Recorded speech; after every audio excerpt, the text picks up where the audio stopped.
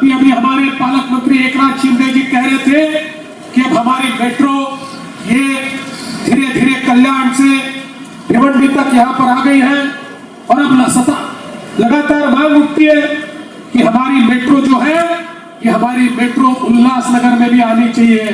चाहिए कि नहीं चाहिए? अरे आप बताइए, चाहिए कि नहीं चाहिए?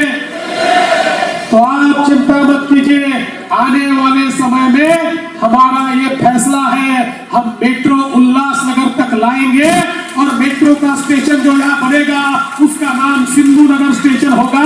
ये भी हमने तय किया हुआ है और यहाँ के लोगों को मेट्रो का फायदा देने का काम हम करेंगे।